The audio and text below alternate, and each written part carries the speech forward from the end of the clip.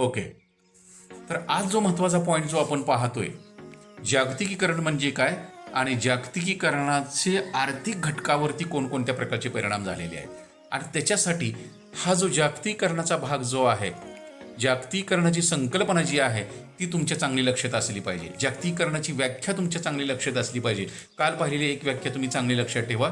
जागतिकीकरण म्हणजे राष्ट्रीय अर्थव्यवस्थेचे आंतरराष्ट्रीय अर्थव्यवस्थेशी एकत्रीकरण करणे म्हणजे जागतिकीकरण होय. आणि ही जी जागतिकीकरणाची प्रक्रिया जी आहे ती जागतिकीकरणाची प्रक्रिया भारतानं कधी स्वीकारली ते साल तुमच्या लक्षात आहे.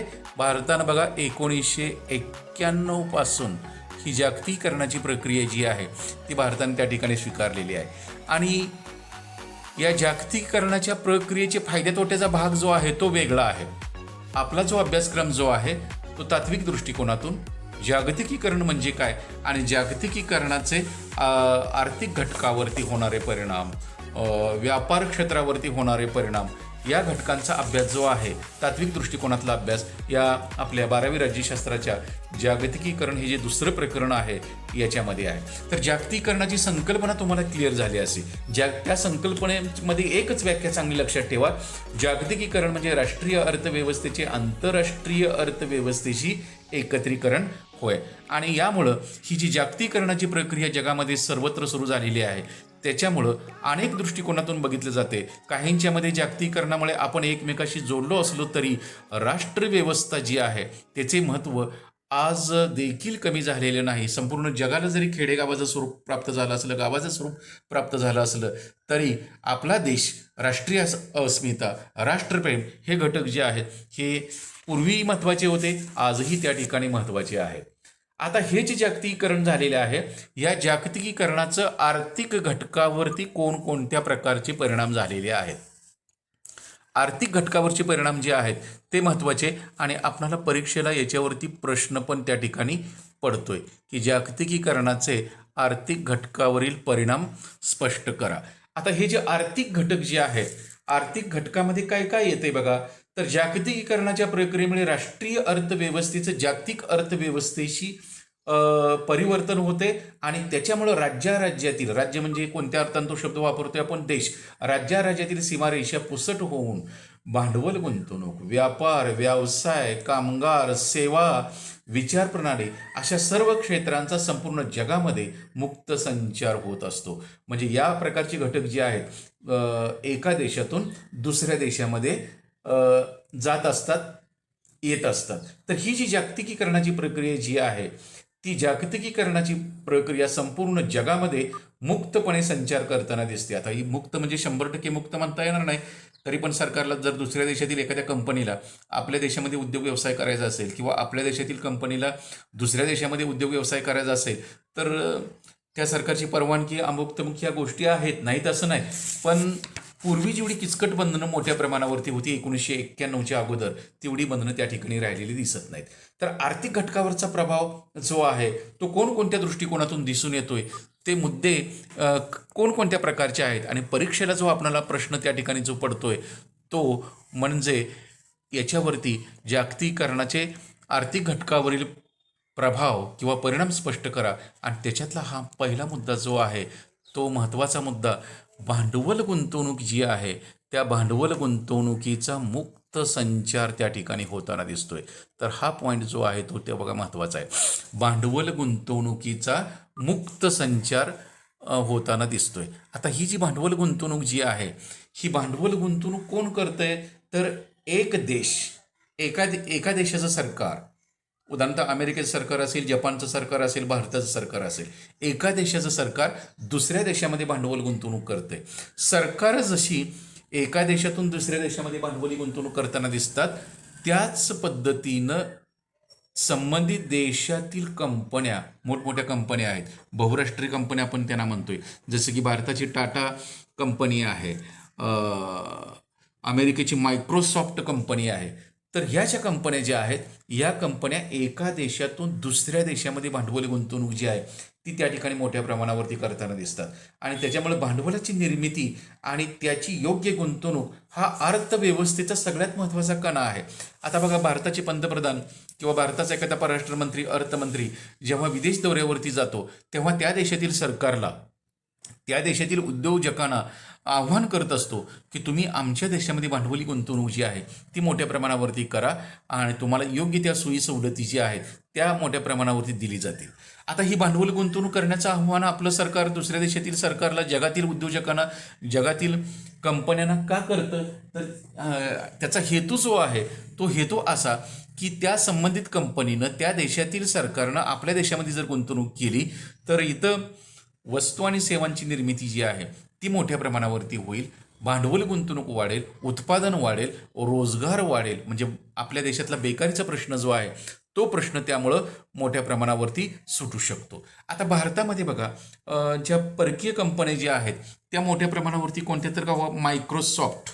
आता ही मायक्रोसॉफ्ट कंपनी जी आहे ती अमेरिकेची आहे, पण भारतातल्या मोठमोठ्या शहरामध्ये हिची कार्यालये आहेत. जसं की बेंगलोरमध्ये मायक्रोसॉफ्टचं ऑफिस जे आहे त्या ठिकाणी मोठ्या प्रमाणावरती आहे. नेस्ले कंपनी आहे, नेस्ले उद्योग समूह स्वित्झर्लंडची कंपनी आहे आणि ती भारतासह जगातल्या 189 देशामध्ये या कंपनीची उत्पादनं त्या ठिकाणी चालू आहेत. आणि भारताची जी कंपनी आहे टाटा जगवार अँड रोवर, याचा कारखाना जो आहे तो इंग्लंडमध्ये आहे, युरोपमध्ये आहे. याचा अर्थ काय की भारतीय कंपन्या सुद्धा परदेशामध्ये जाऊन उद्योग व्यवसाय करू शकतात आणि परकीय कंपन्या ज्या आहेत त्या भारतामध्ये उद्योग व्यवसाय करू शकतात. जसं की बघा, कोकणातल्या त्या एका वीज कंपनीचं नाव तुम्हाला माहीत असेल बघा. कोकणामध्ये जी वीज कंपनी जी आहे ती वीज कंपनी बघा, त्या वीज कंपनीला सुरुवातीला मोठ्या प्रमाणावरती विरोध पण झालेला होता, पण आता सध्या ती वीज कंपनी चालू आहे. भारतामध्ये विजेचं उत्पादन कमी आणि विजेची मागणी जास्त आहे आणि त्याच्यामुळं या वीज क्षेत्रामध्ये परकीय वीज कंपन्या ज्या आहेत त्या ठिकाणी मोठ्या प्रमाणावरती भांडवल गुंतवणूक त्या ठिकाणी करताना दिसतात. तर कोकणामध्ये जी वीज कंपनी जी आहे, अमेरिकेची वीज कंपनी आहे बघा, त्या कंपनीचं नाव तुम्हाला माहिती आहे का बघा? कोण सांगेल? आणि त्याचं नाव ए वरनं चालू आहे बघा, सांगता येते? तर बघा, तुम्ही नाव ऐकले का बघा? एनरॉन. एनरॉन ही वीज कंपनी जी आहे ती अमेरिकेच्या मालकीची वीज कंपनी आहे आणि कोकणामध्ये त्या ठिकाणी ती उद्योग व्यवसाय करताना दिसते. फ्रान्सची बघा, जैतापूरला, कोकणातलाच जैतापूरला फ्रान्सनं अणुऊर्जा प्रकल्प जो आहे तो उभा केलेला आहे.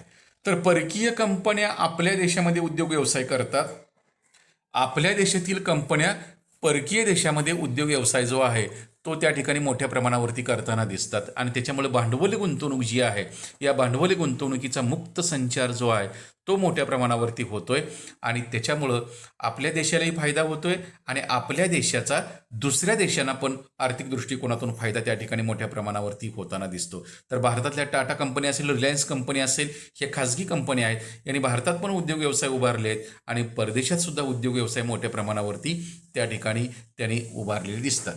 तुम्हाला याच्यामध्ये बघा, पुस्तकात एक चित्र आहे, तुम्हाला दाखवतो आणि त्याच्यावरून तुम्हाला तो अंदाज येतोय का बघा. आता हे बघा, आपल्या परदेशातील भारतीय कंपनीची उदाहरण आहे. याच्यामध्ये बघा, भारतातल्या ह्या कंपन्या आहेत. हे टाटा जगवार आणि रोवरचा कारखाना आहे बघा, हा टाटा. तर याची कंपनी जी आहे, उद्योग व्यवसाय जो आहे तो युनायटेड किंगडम, इंग्लंडमध्ये आहे बघा. त्याच्यानंतर ONGC, oil and natural gas agency, ही भारताची कंपनी आहे, सरकारी कंपनी आहे. तर याचा कारखाना बघा व्हिएतनाममध्ये आहे. व्हिएतनाममध्ये हे भारतात तर आहेतच, पण ह्या व्हिएतनाम या देशामध्ये पण यांनी तो प्रकल्प उभारलेला आहे. तर ही दोन नावं लक्षात ठेवा. भारतीय कंपन्यांनी टाटा अँड जगवारचा कारखाना इंग्लंडमध्ये आहे आणि ONGCचा कारखाना व्हिएतनाममध्ये आहे. त्यानंतर भारतातील परकीय गुंतवणुकीची उदाहरणं बघा, दुसऱ्या देशातील कंपन्यांनी भारतामध्ये उद्योग उभारलेला आहे. तर हे मायक्रोसॉफ्ट बघा, हे मायक्रोसॉफ्ट मूळ कंपनी अमेरिकेची आहे, पण भारतात हिचं कार्यालय आहेत, उद्योग व्यवसाय आहे. मोठ्या शहरामध्ये बेंगलोरला आहे.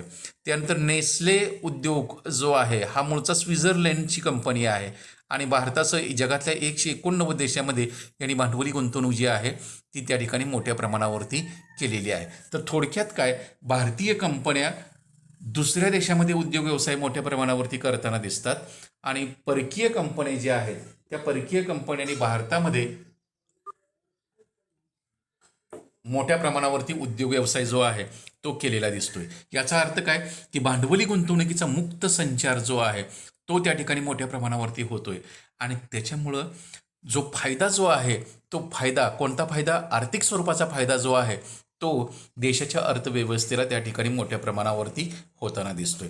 आणखीन एक पॉईंट जो आहे की ह्या जागतिकीकरणामुळं 1990 पूर्वी, आता बघा जागतिकीकरणाची प्रक्रिया जी आहे ही 1990 पूर्वी जागतिकीकरणाची प्रक्रिया सुरू होण्यापूर्वी अशा प्रकारची गुंतवणूक फारच कमी प्रमाणामध्ये होत होती. मग अर्थव्यवस्थेचं प्रथम क्षेत्र असेल, द्वितीय क्षेत्र असेल किंवा तृतीय क्षेत्र असेल आणि त्याच्यामध्ये सरकारी अडथळे पण मोठ्या प्रमाणावरती. सरकारच्या विविध विभागाची विविध खात्याची परवानगी काढण्यासाठी उद्योजकांना, कंपन्यांना तारेवरची कसरत करावी लागत होती. अनेक प्रकारचे अडथळे त्याच्यामध्ये होते. परंतु 1991 नंतर ही जागतिकीकरणाची प्रक्रिया सुरू झाल्यानंतर परकीय कंपन्या ज्या आहेत त्या परकीय कंपन्या भारतामध्ये मोठ्या प्रमाणावरती गुंतवणूक करू लागलेल्या आहेत. मग ह्या कंपन्या औद्योगिक क्षेत्रातल्या असतील किंवा ग्राहक उपयोगी क्षेत्रातल्या असतील. इथं तुम्हाला हे चित्र दिसते बघा, ग्राहक उपयोगी क्षेत्रातल्या ज्या कंपन्या ज्या आहेत त्या कंपन्या म्हणजे परकीय कंपन्यामध्ये बघा मॅकडोनाल्ड आहे, बर्गर किंग आहे, पिझ्झा हट आहे. अशा ग्राहक उपयोगी क्षेत्रामध्ये ह्या ज्या परकीय कंपन्या ज्या आहेत त्या मोठ्या प्रमाणावर त्या ठिकाणी गुंतवणूक करताना दिसतात. आणि याच्यामध्ये चित्रामध्ये बघा झूम करून तुम्हाला दाखवतो की ही बघा अमूल ही कंपनी जी आहे, अमूलचा ट्रेडमार्क बघा अमूल. आता ही अमूल जे दुधा क्षेत्रामध्ये असणारी ही कंपनी जी आहे, सहकारी क्षेत्रामध्ये असणारी कंपनी, ही गुजरातमध्ये ह्याचं मुख्य कार्यालय आहे आणि तिथून हे सगळं दुधाचं संकलन अमुक तमुक करून देशामध्ये तर अमूल ब्रँड जो आहे तो लोकप्रिय आहेच, पण परदेशामध्ये सुद्धा त्याच्यामध्ये मोठ्या प्रमाणावरती याचं दूध जे आहे, दुधापासून बनवले जाणारे पदार्थ जे आहेत ते पदार्थ तिकडं मोठ्या प्रमाणावरती निर्यातसुद्धा मोठ्या प्रमाणावर त्या ठिकाणी करताना दिसतात. हे ब्रँड्स आहेत बघा, कॉपीराईट किंवा त्याला बौद्धिक संपदा म्हटलं जाते की गुगलचा पण ब्रँड बघा कसा आहे. तर हे ट्रेडमार्क आहेत आणि हे ट्रेडमार्क जे आहेत ते दुसऱ्या कोणाला त्या ठिकाणी वापरता येत नाहीत.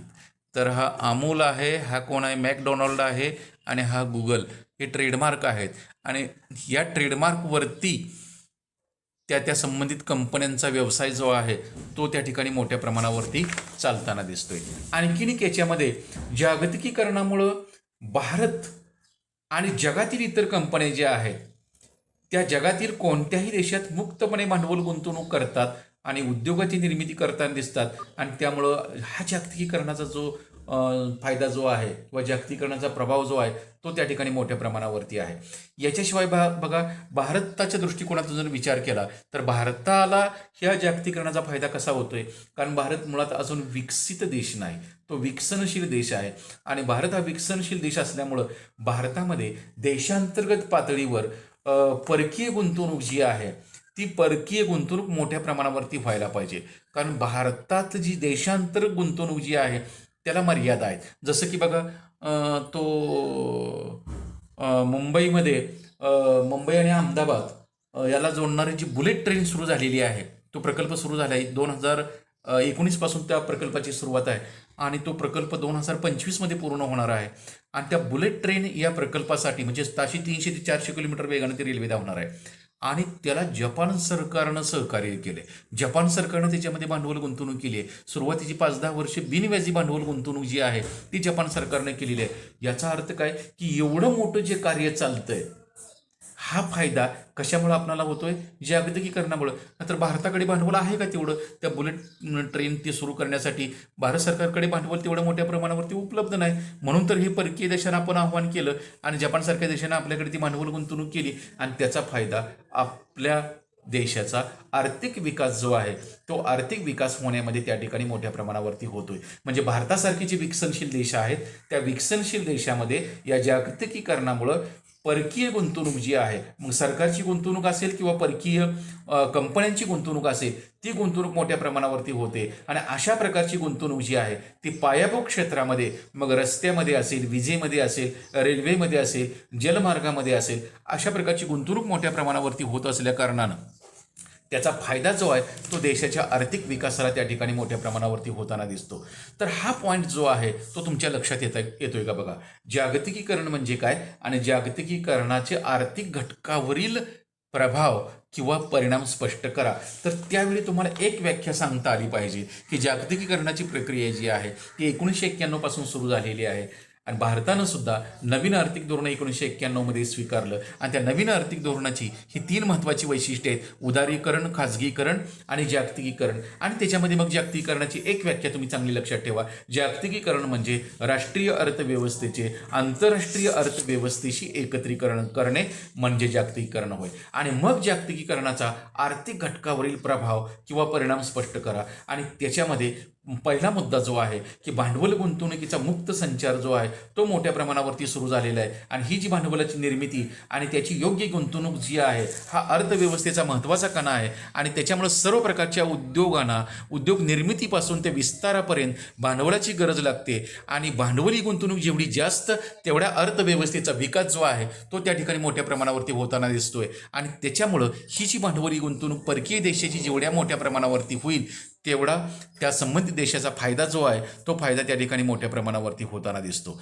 याच्याशिवाय बघा ही जी भांडवल गुंतवणूक जी आहे की 1991 पूर्वी नवीन आर्थिक धोरण येण्यापूर्वी किंवा जागतिकीकरणाची प्रक्रिया स्वीकारण्याच्या पूर्वी ही जी भांडवल गुंतवणुकीची प्रक्रिया जी होती ती किचकट होती. परकीय उद्योजकांना, परकीय कंपन्यांना किंवा सरकारला जर देशामध्ये भांडवल गुंतवणूक करायची असेल तर त्याला सरकारी अडथळे मोठ्या प्रमाणावरती होते. दप्तर दिरंगाईचा दोष त्याच्यामध्ये मोठ्या प्रमाणावरती होता. आणि ते सगळे दोष भारतानं 1991 मध्ये नवीन आर्थिक धोरण स्वीकारलं. आणि हे सगळे अडथळे जे सरकारी अडथळे जे होते ते कमीत कमी झाले. आणि त्याच्यामुळं परकीय कंपन्यांना, दुसऱ्या देशातील सरकारना आपल्या देशामध्ये भांडवल गुंतवणूक करणं सोयीस्कर आणि सोपं झालेलं आहे. याच्याशिवाय ही जी भांडवल गुंतवणूक जी आहे ती पायाभूत क्षेत्रामध्ये आणि ग्राहक उपयोगी क्षेत्रामध्ये दोन्ही क्षेत्रामध्ये होत असते. पायाभूत क्षेत्रामध्ये जर भांडवल गुंतवणूक झाली तर त्याचा दीर्घकालीन फायदा होतो. जसं की रस्त्यातली गुंतवणूक, रेल्वे मार्गाची गुंतवणूक, विमानतळाची गुंतवणूक, आण्विक प्रकल्पामधील गुंतवणूक, जसा की जो जैतापूरचा आण्विक प्रकल्प जो आहे तो फ्रान्स सरकारचा आहे, त्याच्यामध्ये केली जाणारी गुंतवणूक, या गुंतवणुकीमधून मिळणारा फायदा जो आहे तो दीर्घकाळामध्ये राहतो. आणि ग्राहक उपयोगी क्षेत्रामध्ये जे आहे तर त्याचा फायदा लगेच मिळतो तत्कालिक स्वरूपामध्ये. जसं की ते अमेरिकन खाद्य संस्कृती जी आहे ती भारतीय बाजारपेठेमध्ये भारतीय ग्राहकामध्ये लोकप्रिय झालेली आहे. तर ते परकीय कंपन्या ज्या आहेत ते मॅकडोनल्ड असेल, बर्गर किंग असेल, पिझ्झा हट असेल, अशा ग्राहक उपयोगी क्षेत्रात सुद्धा या अमेरिकेच्या कंपनी ज्या आहेत त्या भारतामध्ये त्यांनी मोठ्या प्रमाणावरती गुंतवणूक जी आहे ती त्या ठिकाणी मोठ्या प्रमाणावरती केलेली आहे.